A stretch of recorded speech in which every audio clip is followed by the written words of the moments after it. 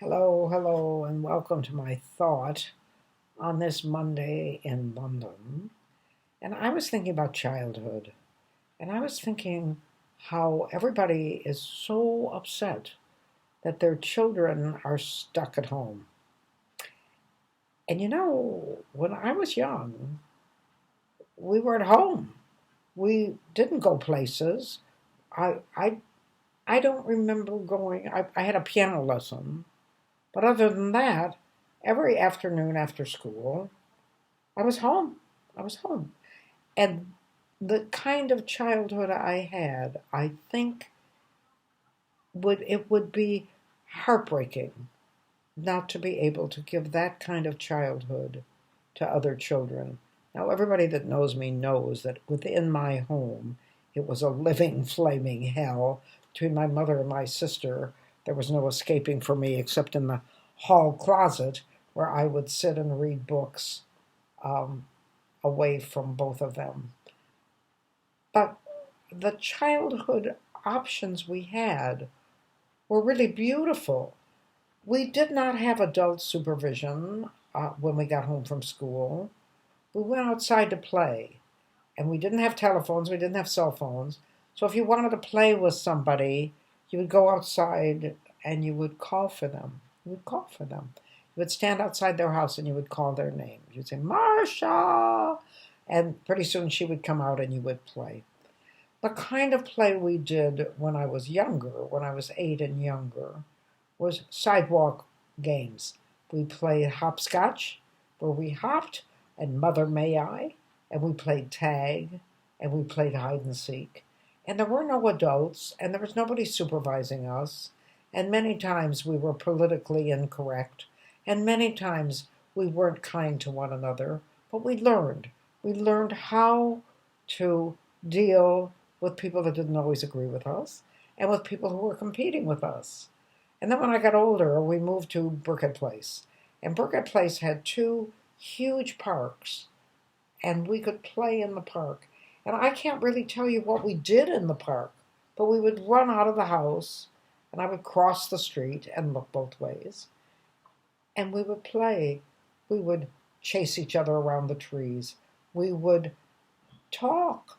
My cousin Jessica lived across the street, lived 4 doors from me, and the two of us would play, and we would just maybe bounce a ball, which I was crap at. We would ride our bicycles on the little brick roads in Burkett Place, and we would we would climb trees. Although I was so uncoordinated, I was always falling out. But we would climb, and we would put on plays. We would dress in my mother's discarded clothes, which were very fancy, very expensive. And today we would give our lives to have clothes like that. But my mother threw them out because Daddy was always buying her something new to keep her happy, and it didn't work. Um, and we would go into the box of hand me downs, and Jessica and I, it was always Jessica and I, would dress up, and we would go around the neighborhood and would say, We're doing a show, we're doing a show. And then our dressing room was our garage. Our dressing room was our garage. And we would put on a fancy hat and a fancy dress. And Jessica, I was very little. I was maybe 4'5", but Jessica, she was 4 feet. Jessica was about 4 feet with hair that looked like she'd been standing on an electric current, with blue eyes that were so vibrant. You could see them a mile away. My darling Jessica, who was as close to a sister as anything I ever had. And we would put on plays. And we would get the neighborhood children to come to the plays. We would charge nothing, because in those days, money meant nothing. Money meant nothing. And we would sing songs that we had heard on the radio. And Jessica and I would wave a flag and we would sing, You're a grand old flag, you're a high flying flag. And everybody would clap and they would think it was absolutely wonderful. And then, if Mama was in a good mood, which was not very often, but when she was in a good mood, we'd make lemonade or Kool-Aid. We would make Kool-Aid, which was just colored sugared water. And we would give it to everyone. And we would love these little performances that we did. and we would feel very Hollywood because we would do it.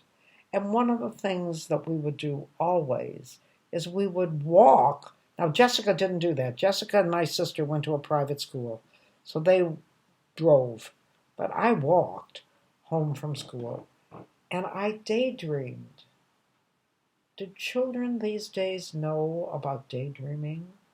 I would walk down the street and I would hum little songs and I would see a pretty bluebird or see a little robin. Or I would walk along the street and I would see the first violet of spring and I would pick it. And I would come home and I would put it in a glass of water and I would take it up to my room and love it because winters in Ohio were brutal, summers were ovens, and spring was the glorious hope that made us happy that we were alive. That was our childhood. Now I realize it was innocent. There was no sophistication. There was no computer. There was no mobile phone. There was no artificial intelligence. There was no stuff about robots. There were comic books.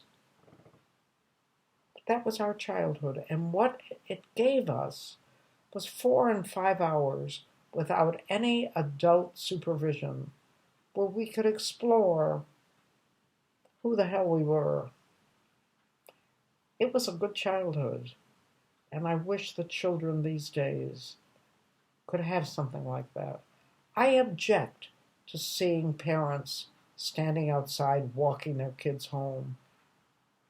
The only way a child can grow and can find itself as an adult is that they have time alone.